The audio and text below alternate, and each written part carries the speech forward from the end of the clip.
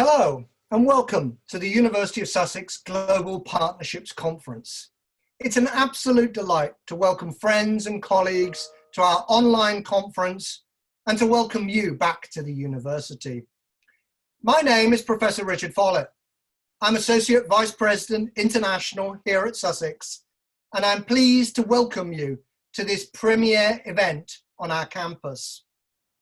At Sussex, international partnerships matter. We are delighted to count many of you as valued contributors. And whether we exchange students or undertake multi-tiered work together, incorporating teaching and research, we are immensely proud of our global network and our international presence. And we're delighted to welcome some of our closest friends and colleagues with us this afternoon. We have representatives from the Association of Commonwealth Universities, from Universities UK International, and from the Nigerian National University Commission. As many of you know, we value impactful partnerships, where the university becomes a positive, becomes an agent for positive change in its own right. First in the world for development studies, Sussex has long placed sustainability at the heart of our university agenda. And whether we listen to the demands of our students for climate activism or the impassioned plea of the United Nations, universities can and must play a crucial role in the sustainability challenge. And as we begin to exit COVID-19 here in the UK, the need for international collaboration has only grown, has become even more immediate. Before I begin, I'd like to run through some housekeeping. We have two ways for the audience to communicate with panelists and with guests. You can use the chat function to chat directly to the panelists and hosts, and of course, with each other. But please use the question and answer box, the Q&A function, to ask questions to the speakers, and I'll be fielding those and putting to them at the end of the presentations. Our hashtag for this event is hashtag Sussex Partners 2020, and we will be sharing highlights on Twitter. Please feel free to join in the conversation and use the hashtag. And please include our Twitter handle at GeoSussex and search Sussex Global Engagement on LinkedIn. We want to hear from you, so please return the feedback form that you'll receive from my colleagues and stay connected with us for updates on the ways that we can work with you on internationalization and the global sustainability challenge. It gives me great pleasure to introduce our first speaker, Dr. Joanna Newman, Chief Executive of the Association of Commonwealth Universities, to provide her insights on universities as agents of change. Over to you, Joanna. Thank you very much, and thank you very much for the introduction to speak, Richard. And I just want to also congratulate Sussex on its global partnerships strategy. And Sussex of all universities, because you are first in development studies, has a particular role to play in reinforcing positive messages about what an equitable partnership is. And that's what I'm going to speak to you about a little bit, about what some of the issues and challenges around equitable partnerships when we have such disparity of resources around universities in the world. And I'm going to provide you with a presentation, which I'm now going to share on my screen. And I'm going to see if I can, hold on, sorry.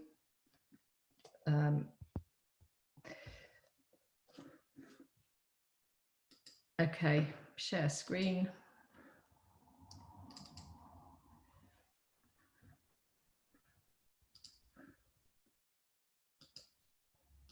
There we go, right. So I just wanted to start by talking about who we are. We represent over 500 universities in 53 countries across the Commonwealth, and you can see how many millions of students and academic staff. But the most important thing about this membership of ours is that it is of 66% are in low and middle income countries. And actually the lifespan of the ACU represents the growth of higher education across the world. In 1913, when we were founded, we probably had about 50 or 60 universities, and that number has grown to 530, which on the one hand represents a really good news story, because we firmly believe that higher education is an essential part of nation building, and that countries that have universities good universities, strong universities in them, have far more prosperous and secure citizens, have far more prosperous and secure lives than countries that don't. And the brain drain of students seeking that education elsewhere is something that we also think needs to be addressed. But the challenges are very large, and I'm going to go into some of those challenges of how to create more equitable partnerships. So these images here demonstrate the need for higher education, and you can see it across inclusion, for example, reaching out across the rural and urban divide by providing access to education and information in rural communities. In health, the kind of work that universities do, from cutting edge research all the way through to applied. This is a health worker giving the HPV vaccination to a young girl, through to engineering and sustainability, looking at new energy, new ways of working with energy on our planet, and infrastructure, which is the last image on that slide. So our mission is to build a better world through higher education.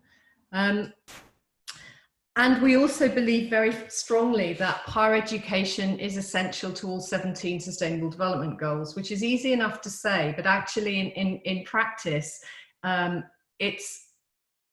education is quite often left out of the development agenda.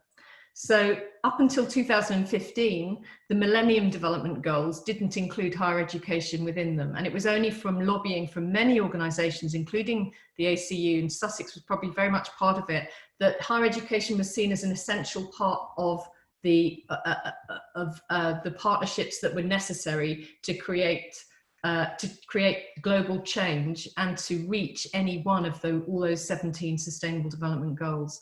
And we recently set up a Sustainable Development Network, which Sussex is playing a very large part in.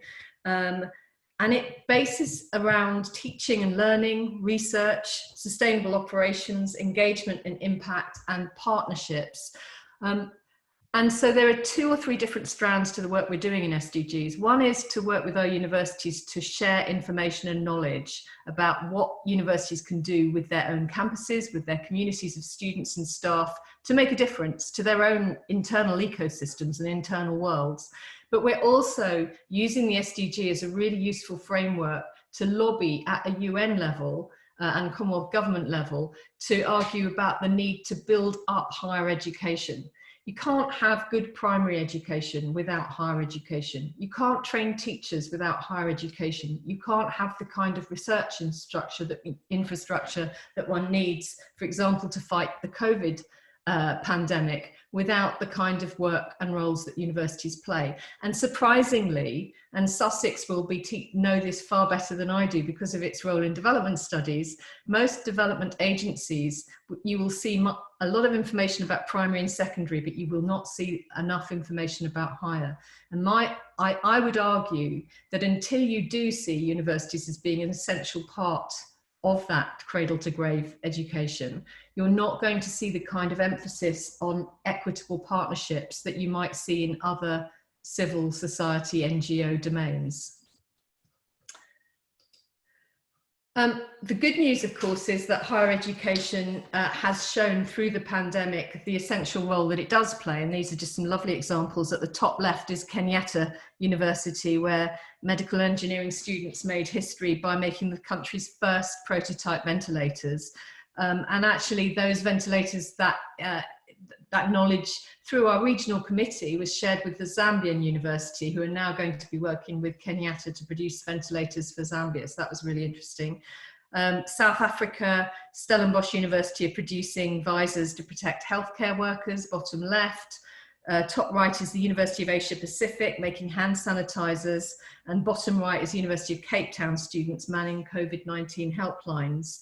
So those are really good news stories, and actually in a UK context and other contexts, at a point when post-Brexit universities' role was being challenged increasingly, I think that the role that universities play has become far more accepted again, which is good news. However, I think that COVID has also demonstrated really clearly the massive divides. Gross tertiary enrolment across the world might have increased. I started this talk by talking about how in 1913 there were 50 universities. As the modern Commonwealth grew, the number of universities have grown, but it is still nowhere near sufficient to meet demand. So there might be something like just under 80% gross tertiary enrolment in the developed Commonwealth countries like New Zealand, Australia, the UK. But in countries in sub-Saharan Africa, where you have the largest youth populations, it's about 8%. And of that 8%, it's a very unequal experience. And there are huge pressures on the university staff who are faced with massive classrooms and quite often pressure to finish their own research as well, and a lack of help and sufficient partnerships, frankly, that would make the burden more equitable and easier to share. So COVID has exposed these inequalities, and I'm just going to give you one very clear example of that, but it's also through the Black Lives Matter. COVID has also shown the massive inequalities that exist with race and the appalling killing of George Floyd. And that's something that the ACU wants to start to work with Sussex and others on, to look at a charter that universities could adopt, so that rather than just saying that things need to change, we actually look at what it is that you actually could change in terms of admissions policy and outreach and advancement and all the other and outreach that would make a difference to the cultures of universities, so that they can have slightly better statistics than they do now with Black and minority ethnic students. So we did a survey of our members during COVID, and we're just looking at the responses now, but of 266 respondents from 33 countries, there's some pretty stark findings which show the kind of inequalities that exist today and that equitable partnerships would need to overcome. Over half said their institution had fully closed, with 41% stating that their university had implemented a partial closure. 2/3 identified both internet speeds and data costs as key problems. And 1/3 responded that their university had provided them with devices, always making a contribution. But nearly half reported that they didn't feel a degree earned solely through online learning was equivalent to a degree earned through face-to-face, and the majority wanted some kind of blended learning. Now, of course, we know that with something like this pandemic, some universities were in far better places than others to instigate really good and immersive student learning. And we also know that through this experience, actually all universities have learned a huge amount and will be moved. I think students will in the next few years benefit from the kinds of very fast learnings that we've had to take.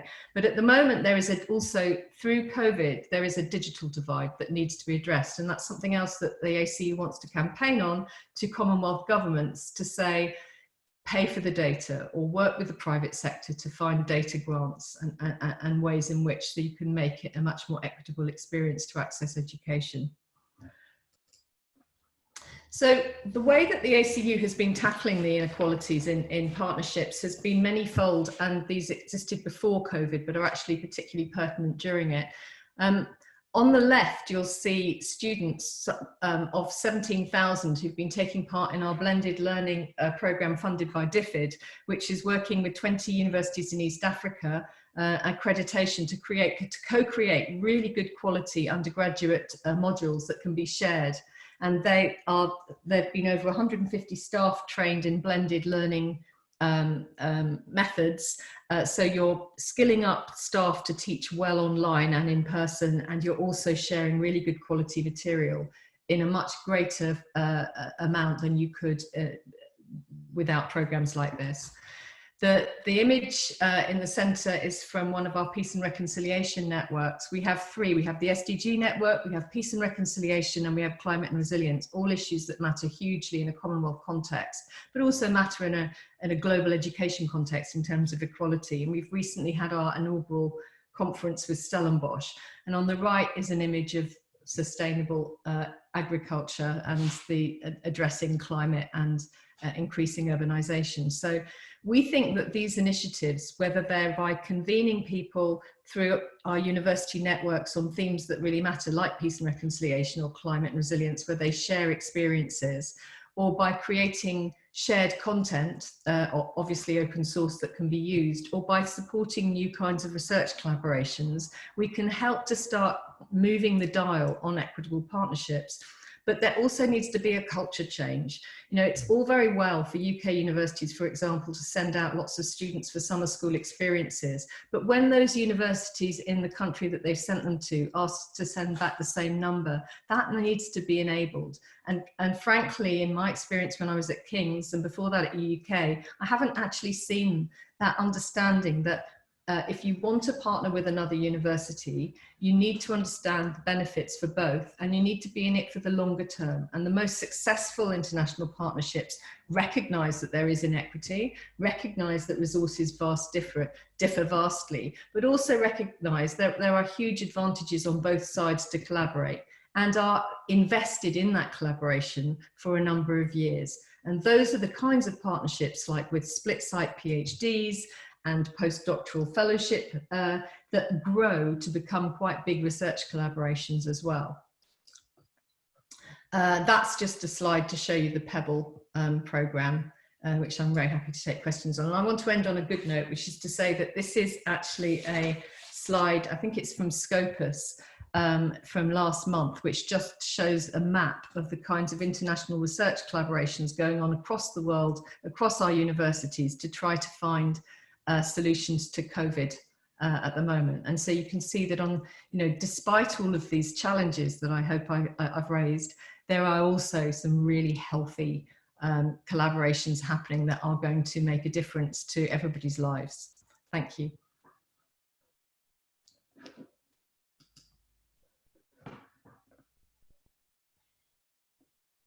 Thank you very much indeed, Joanna. That was really, really excellent. Our next presentation showcases what I hope is an example of what you've just described, not just an equitable partnership, but one in which we at the University of Sussex are invested in the long term. And it showcases a very special partnership between us here at the university and the National Universities Commission in Nigeria. It will be a double act over the next 5 to 10 minutes. I will speak briefly for Sussex, but I will start with Dr. Suleiman Ramon Yusuf, a close personal friend and Deputy Executive Secretary of the National Universities Commission. In this session, we'll be asking, how do we build global North-South higher education partnerships that deliver sustainable and long-term change? Suleiman, over to you. Thank you very much, Richard. It is quite a pleasure to have the opportunity to participate and share some of our work with colleagues. Just a few words about the National Universities Commission in Nigeria. The National Universities Commission was established in 1962, and of course has an overarching objective of ensuring continuous quality improvements in the entire gamut of the tripartite teaching, learning, research, and community engagement mandates of our universities. Now, of course, it may interest you to note that the Nigerian university system is the largest in Africa, as we currently have 172 universities. Now, this makes our work quite challenging, but we have no worries in terms of how to get the job done because NUC is very, very passionate about leveraging North-South and indeed South-South collaboration and partnerships in the discharge of this task of assuring the quality of degrees, quality of graduates, tackling issues of graduate employability and skills on one hand, and of course the promotion of quality and relevant research. Now, of course, as Richard mentioned, we have a very valuable partnership with the University of Sussex, which we consider as a glowing example of our North-South collaborations with universities across the globe. We do sincerely value our relationship with Sussex. And of course, our collaborations are largely in the area of building institutional and professional capacity across the Nigerian university system.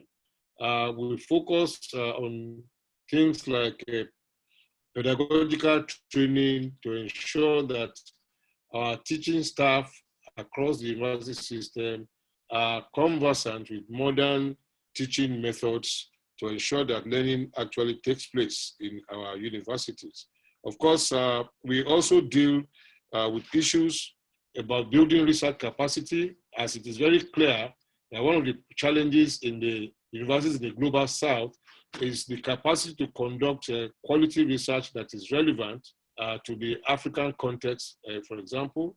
So we leverage on such collaborations to build capacity across our system to ensure that we're able to develop researchers who can make useful contribution. Of course, another critical issue in our system is the issue of inadequate access. And in this regard, we have partnerships that speak to the issue of cross-border education, transnational education, and the deployment of the open and distance learning mode as a means of delivering quality education at scale. So it is, of course, a great pleasure for me to have the opportunity to co-present with Richard this afternoon to share with you some of our activities with the University of Sussex, which we consider as one of our most important strategic partners. So over to you, Richard. Thanks very much, Suleiman. And I want to pick up on what my close colleague has just said, and also on the observations that Joanna made a few minutes ago, because at the heart of the sustainability agenda, or certainly the SDG agenda, are collaborative partnerships, are equitable partnerships. And I think what Joanna said is too true, that in many cases, UK universities, and I think this is true of North American universities too, not always, but in the main, very often that we are guilty of not building collaborative and mutually beneficial partnerships. But to develop the sustainability agenda and to work globally requires not just global South-North collaborations, but it requires us to work in a more equitable style of partnership, what I referred to as knowledge diplomacy. But I think at the end of the day, the most key to this is that these global South-North collaborations must deliver fundamentally nationally owned and locally based sustainable solutions to the globe's greatest challenge. As the ACU indicated just a few minutes ago, they're working in East Africa to deliver locally based sustainable solutions to the East African roadmap. And to our extent too, that is really how we developed our partnership model with the NUC, thinking about what were the priorities and national priorities for Nigerian higher education, and how we as a global North institution might dialogue with that and help contribute to that framework. But I think that's an important point, and this is referring to one of my colleagues at Sussex, Professor Ian Scoones, of our STEPS programs. These lofty ambitions of global South-North partnerships come with a health warning, and I'll quote Ian. Too often, he writes, a piecemeal approach is adopted, rooted in Western-centric, modernist assumptions about linear transition and control. Scoones has been amongst our leaders, not just at Sussex, but globally, in calling for a new politics of sustainability. urging us and other development specialists to establish locally conditioned frameworks, or what he calls pathways to sustainability. And nowhere really are those pathways more pressingly needed than in sub-Saharan Africa. By 2050, the continent will be home to 2.5 billion people, half of them under age 20. The continent's largest metropolitan hub, Lagos, Nigeria, a city that I like a huge amount, home to Suleiman indeed, back in the early days. It's the fastest growing megacity on earth. Roughly 80 new residents arrive in the city 24/7. To tackle those pressing challenges, the African Union adopted Agenda 2063. It was a roadmap to reposition Africa as a strategic player in the global knowledge economy. Well, reforming African universities, and the NUC is amongst the most progressive organizations on the continent delivering this. Reforming those African universities to bring them in line with the African Union's ambitions is probably the most challenging task for Africa's technological and educational transformation over the next 30 years. As Joanna said, too often the role of higher education is left out of sustainability agendas, but the AU's agenda is to place that in it. It requires, however, governments to fund that initiatives. 5 years ago at Sussex, we started working with the NUC, the umbrella organization that oversees all of Nigeria's higher education. I walked into the first meetings and it was with Suleiman and his then executive secretary.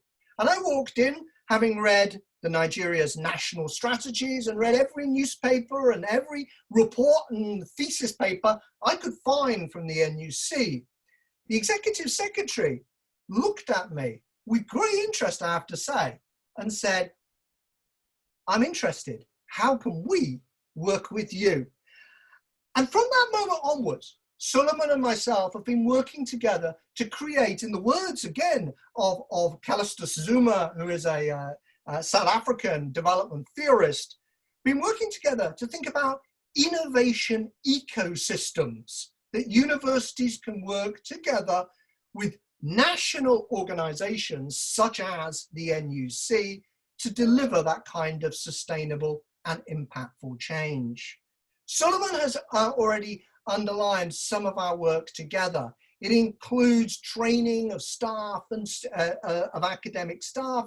It includes working across the entire Nigerian higher education space. It includes, as the slide indicates, research boot camps, but it also is built on the idea of an African-led, Nigerian-driven program to address systemic issues in that country's education ecosystem. I've been fortunate to have been visiting professor at the University of Lagos and got first-hand experience of the Nigerian higher education space, albeit one of the elite universities in the country. But I think the key point to this is that as we move forward with the NUC, with a Ministry of Education approved program, as we move forward to increase pedagogy and towards supporting the research skills of African universities, that universities in the global north, or indeed in the global south, come together, not just as equitable partners, but as universities delivering an impact agenda for both ourselves in the global north and an impact agenda in the global south. Suleiman, over to you. Yeah, thank you very much, Richard. The point really in this kind of relationship, as we have found, is that we need to understand the context properly so that we might be on the same page in terms of what really works and what may not work. And I'm glad to note that we continue to make progress along this line since we have a common understanding about where we need to be and what we need to do to get there. So for us, while we continue to strengthen the North-South collaborations, we also, of course, do look towards the South-South collaboration, because as you already know, a lot of these problems are shared problems across the continent, and sometimes homegrown solutions may be more sustainable. So we continue to work with the University of Sussex, and we are very positive that we continue to make progress. Thank you very much, Suleiman. And with that, I think we'll bring our short presentation to a close. And thank you for listening. And we'll make these slides available for you, of course. Our next speaker is Celia Partridge. She is the Assistant Director for Partnerships and Mobility at Universities UK International. And I'm very pleased to say that Sussex works closely with UUKI on a range of initiatives, as we do hand in glove with the Association of Commonwealth Universities.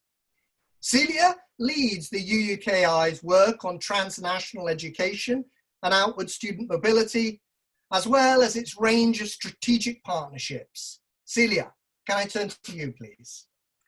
Thank you, Richard, and good afternoon, everybody. It's great to be here with you all, at least virtually today, and take part in this excellent conference. And I'd just like, before I start, to pay tribute to Richard and to Lena for their fabulous work, along with their colleagues, in putting on such a great programme for everybody today. Now I'm going to talk a little bit about two particular questions. So I'm going to take a slightly different perspective, and I'm going to take a very UK-specific perspective as well, since I work for Universities UK International. And I'm going to talk a little bit about how and what universities need to think about when developing green international strategies and partnerships. And secondly, think a little bit about the way and the role that TNE would have to play in going beyond the physical space to broader societal benefits, as people have already touched on today. But before I should start, I will just say a little bit about Universities UK International. We are part of Universities UK, which is a membership organisation of 137 universities in the UK. We exist as part of the UK, with our purpose being to enable our member organisations to flourish internationally through our ability to represent them and act in their collective interests.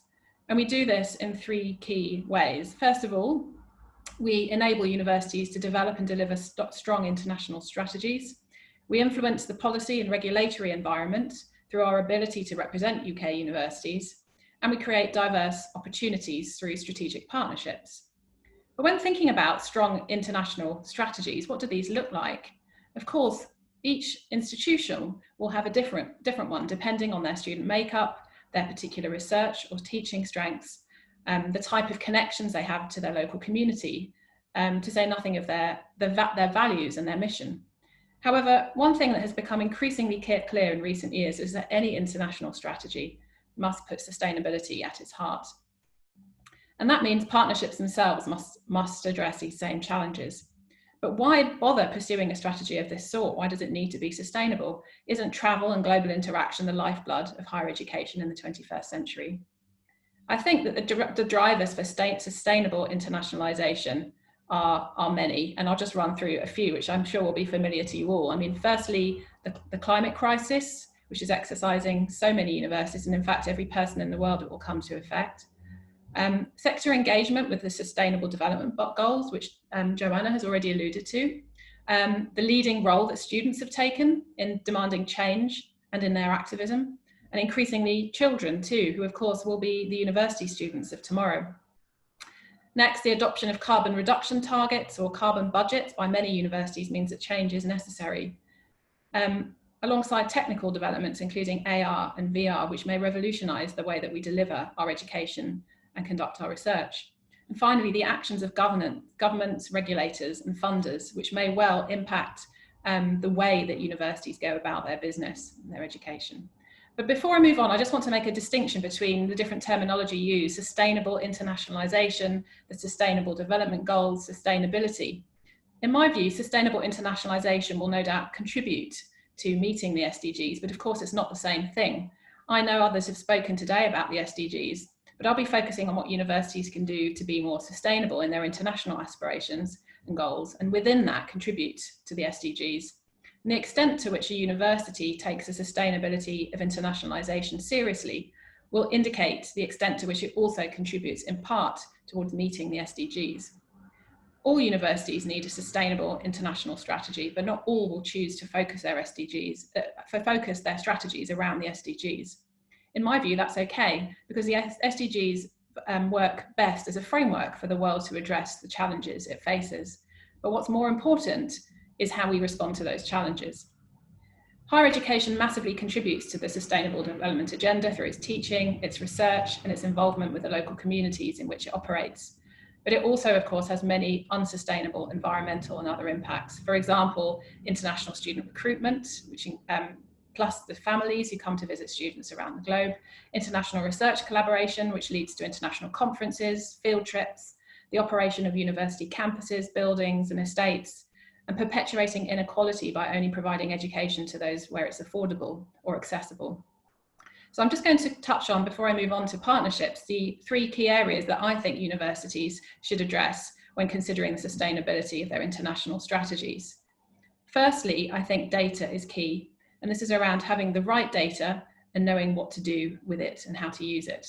What information is your institution collecting right now, and what kind of a picture is it telling you? What are you doing with that information? Who's traveling where? What are the carbon emissions associated with that? How does that compare with the rest of your institution? What has the biggest negative impact? You can't possibly know where to start changing things for the better until you've uncovered your institution's current impact and use that as a benchmark for your progress in the future. Secondly, student and staff engagement. Once you've interrogated the data, this is an opportunity to communicate what you know to students and to staff. Share it with them and get their feedback. Find out what's important to your students and to your staff. Are there some opportunities within that for some quick wins? Do your students' priorities align with what would have the biggest impact if you made those changes? You might need also to update policies and processes in order to create more clarity around what is acceptable within your institution and what is not. And you'll need to be able to take people on that journey with you. And finally, and possibly most importantly, partnerships. As SDG 17 recognises already, partnerships are invaluable when addressing these seemingly intractable challenges and problems. And working together will achieve more than working in silos. As I'm going to touch on shortly, there are some great examples to use as inspiration. Institutions working with their local community organisations and other universities locally, with industry and their existing international partners are finding scalable solutions. And these will often include student-led initiatives.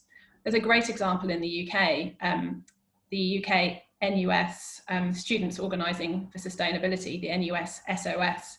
Their student-led Responsible Futures accreditation framework embeds the teaching of sustainability through a whole institution approach. Or the Divest Invest campaign to get universities in the UK to divest their endowments from fossil fuels. And by January 2020, 50% of UK universities had already agreed to do this. Which moves me on to what the potential role transnational education can play in going beyond physical space and addressing broader societal concerns. I'm a great fan of transnational education, done well and with strong partnerships which are mutually beneficial, trusting, and focusing on each partner's particular strengths with clear objectives. It can help to build capacity for inclusive and equitable quality education. It can respond to specific sector and employer needs and country priorities. It can support students who might not otherwise be able to access a quality higher education.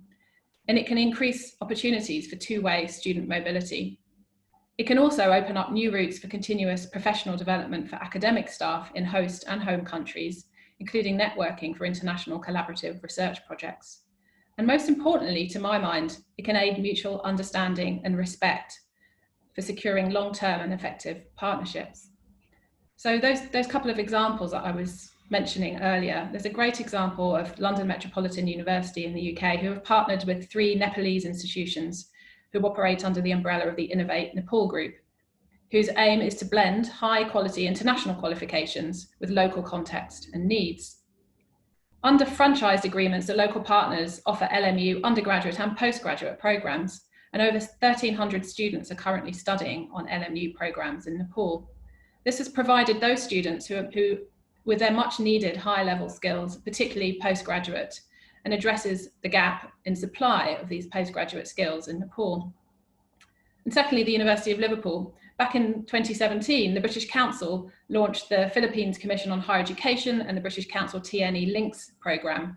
The programme was developed in order to provide capacity and funding support for higher education institutions in the Philippines to develop transnational education programmes in subject areas that were considered national priorities but remained unavailable locally. The project aimed to deliver 17 UK-Philippine postgraduate degrees on topics like creative media technology, food systems, and oceanography, amongst others.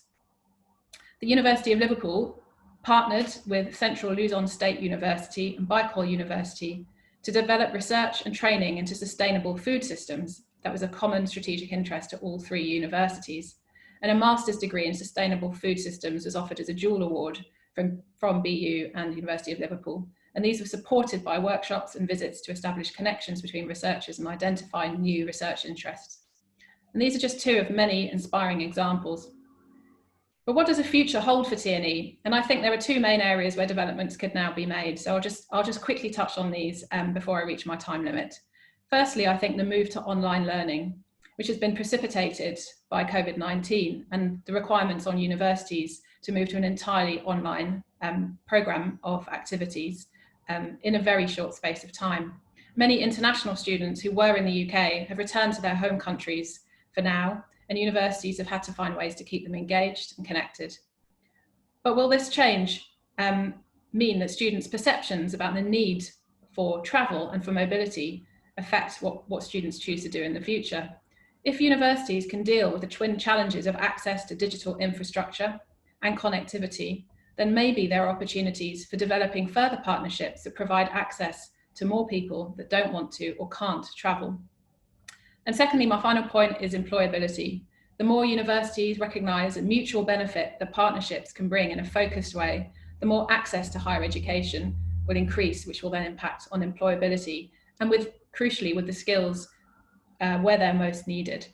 Recent research in the UK showed that the Open University, which as you may know offers only online degrees, produced the third highest number of UK graduates for the world's largest tech companies like Amazon, Apple, Microsoft and others. So I'll just finish by saying that I think success will come to those that expand and diversify high quality TNE provision that is both sustainable, student-centred and scalable. Thank you.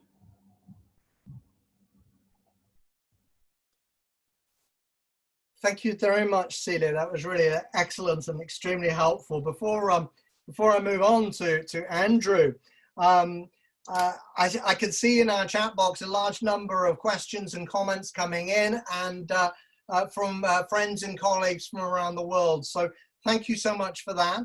Do keep the questions coming. If we can't answer them all on this occasion, we will make sure that we send email responses to you. But thanks very much. And I can see friends from Georgetown, Waterloo, Tokyo Institute of Technology, amongst many of our partner universities. So thank you for attending with us today.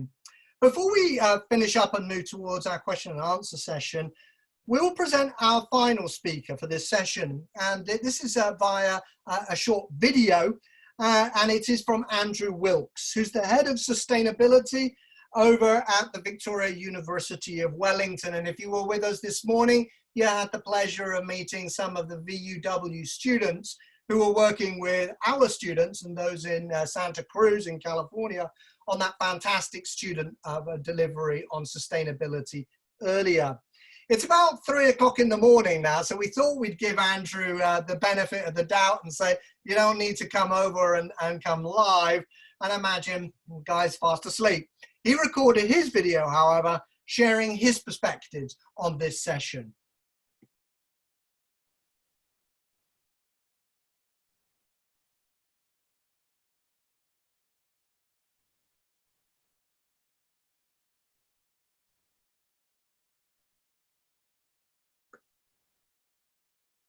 I think it is, but I think most institutions are already pretty well committed to having an international strategy.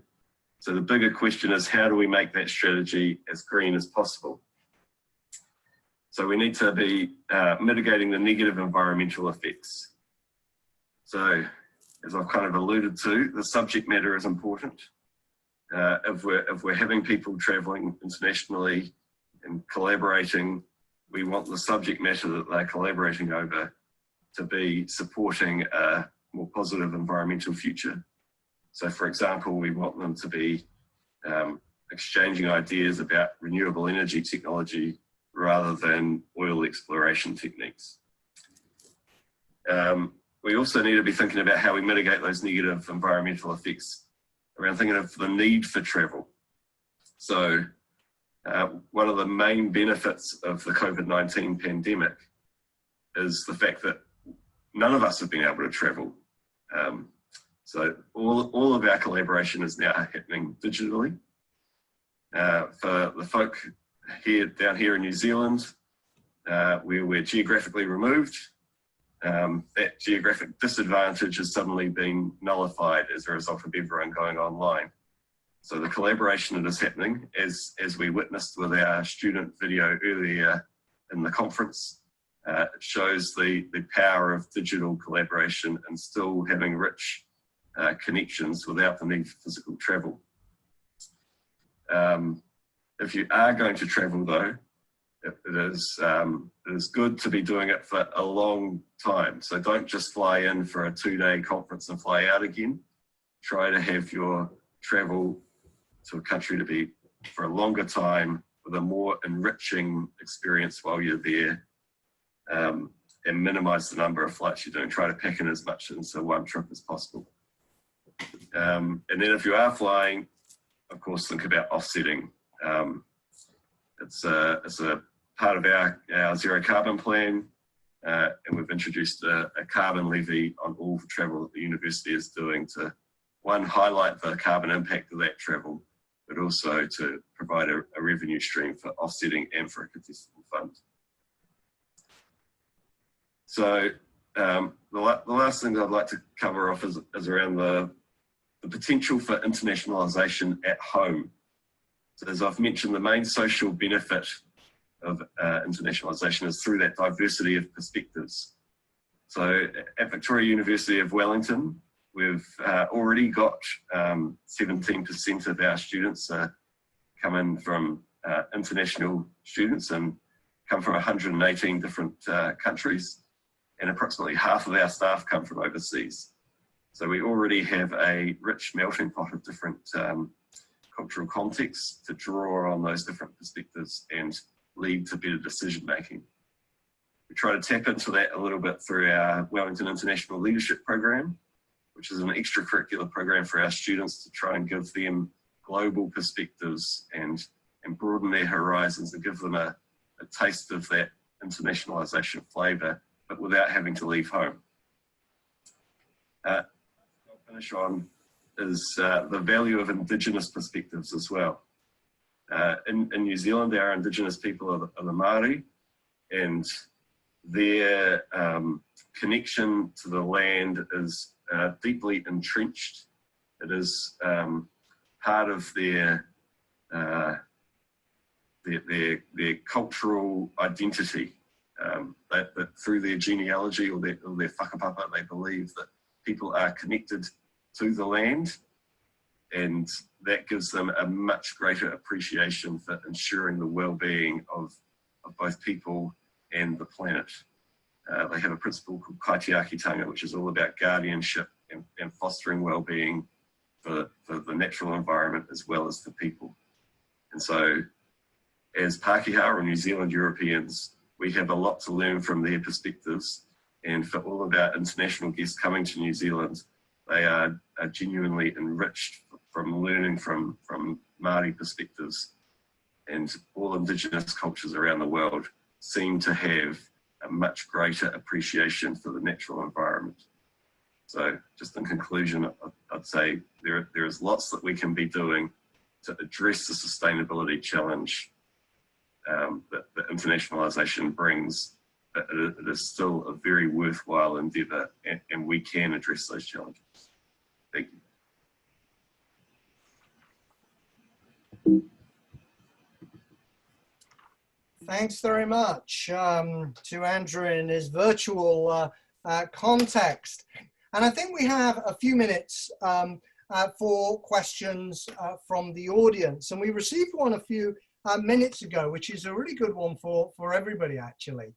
And that is internal resistance. That, as Joanna observed at the beginning of the talk, often universities can be fixated on financial sustainability and can turn partnerships largely into just seen not as equity driven, but often thinking through them as financially driven partnerships. That's not the approach we take at our university at all, but it is something that I think is relevant to the way that some universities act. So one of the questions that came up was what internal resistance, or what resistance at all did universities find, and how are you able to succeed in getting buy-in? And of course, a few minutes ago, Celia talked about taking people on a journey. And for us at Sussex, it was about taking people on a journey to get a much higher level of buy-in from across the institution. But in terms of developing equitable partnerships, I'd like to ask our audience, how do you think is the best way to generate internal buy-in from your university, your organization, in the case of ACU UK, or the NUC? Can I turn first to Joanna? Thank you. Well, it's a huge question. I was just trying to think how I would tackle it, but I suppose I would come at it from the point of view that we are a multilateral organisation. We have members from the Global South and from the Global North as part of our organisation. Therefore, our viewpoint in some ways is massively enriched by the decolonisation agenda. And actually, I would say that we haven't spoken about decolonisation yet, but until you actually put that centrally within the university experience, I don't actually think you are going to get a genuine understanding of what equitable partnerships is about. Too often, TNE and any other kind of international collaboration is either about rankings, can we marry up, which is an expression I've heard in many universities, or what's in it for us, or how long will this last, or what's the revenue stream. And although there are genuinely academic reasons to partner, quite often that's not supported by the infrastructure of the university. And it's only when you understand, actually from Andrew's presentation just now, where he talked about the richness that Maori culture brings to a New Zealand understanding of the kind of place and their place, New Zealand's place within that country, that you start to understand the meaning of equitable partnerships. And so for us at the ACU, we're sort of baked into that idea that the perspective from Kenya or from Nigeria or from Sri Lanka or Pakistan is going to be extremely different than the experience from the UK, and everybody benefits. So internally, when you meet all of the resistance that you meet, you have to think about it from the long term. When I was VP International at King's, there were I think that you provide the data and the information and the evidence of why partnerships will work in the longer term. And then you have to make the argument. I mean, to the sort of the financial side of the university, it's quite often resistant to the idea of, for example, partnerships that don't yield obvious returns. I think I'll probably stop there, but I will just want to say one more thing about this, which is that rankings work against equitable partnerships, because if you look at the Times Higher rankings, which we collaborate with, we brought universities to them to try and consult with them about how they could use our universities in the rankings. What you'll find is that the universities that do best in those rankings are the universities that have the most resources to put people onto finding the data to provide to go into the rankings. And this distorts partnership activity and collaboration, because not only do the academics and the administrators and universities look at rankings, but so do students and staff and parents. And so I think it's a rather debilitating way of encouraging partnerships, and we should not be supporting rankings in the way that we are. Well, that's rather idealistic, given that they're here to stay. Thanks so much. Can I ask Suleiman, in terms of the Nigerian university system, from its experience, because it's obviously lots of UK universities, lots of world universities partner with Nigerian higher education institutions. What is it that really stands out from your mindset and your perspective about working with an international partner? Yeah, well, the truth is that the image of a university will be improved if you have a good relationship or partnership with a university that may be, if we were to use Joanna's point, that is highly ranked. You know, so there's the sense in which there's some benefit when you associate yourself with those that are considered to be leaders in the sector. So from that point of view of reputation or even image or perception, there is a lot to take on board in that regard. But definitely for many universities in the global south, it's about leveraging on partnerships to build capacity and to have networks that can enhance the achievement of their institutional mission. So of course, the discrepancy in resources makes it sometimes difficult to have equal partnerships, depending on what drives the relationship. And as Joanna also mentioned, it depends on the liberal attitude or not of those who are funding these activities in the universities.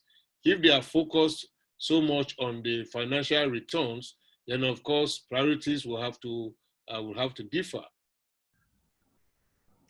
Fantastic. Thank you very much, Suleiman. And I just reinforce what Joanna said about the need to think through colonization and decolonization.